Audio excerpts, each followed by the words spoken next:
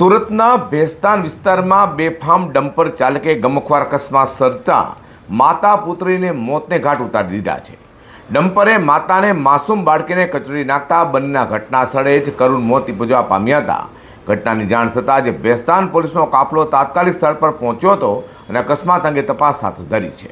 સુરતમાં ફરી ભારે વાહનના ચાલકોએ કહેર મચાવવાનું શરૂ કર્યું હોય તેમ લાગી રહ્યું છે, કારણ કે સુરતના ભેસ્તાન વિસ્તારમાં એક ડમ્પરની અટપેટે આવતા માતાને તેની 2 વર્ષની માસૂમ બાળકીનું કરુણ મોત નિપજવા પામ્યું હતું. ભેસ્તાન ઓવરબ્રિજ પરથી પસાર થતી 25 વર્ષીય માતા રૂખસાર આરિફ શેખ અને તેની 2 વર્ષની માસૂમ પુત્રી જૈનબ આરિફ શેખ તરીકે તેની ઓળખાણ થઈ છે. અકસ્માત એટલો ભયાનક હતો કે બંનેના ઘટના સ્થળે જ કરુણ મોત નિપજવા પામ્યા હતા. ઘટનાની જાણ થતાં જ ભેસ્તાન પોલીસનો કાફલો તાત્કાલિક સ્થળે દોડી આવ્યો હતો, તો મૃતકના પરિવારજનો પણ સ્થળે દોડી આવતા ગમગીનીનો માહોલ જોવા મળ્યો હતો.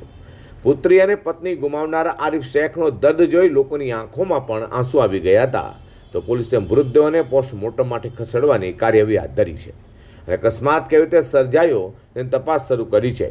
આ ઘટનાને પગલે વિસ્તારમાં ભારે અરેરાટી ફેલાઈ હતી, તો ભેસ્તાન પોલીસે ત્વરિત તપાસ હાથ ધરી ગુનો નોંધી ડમ્પર ચાલકની અટકાયત કરી આગળની કાયદેસરની કાર્યવાહી હાથ ધરી છે.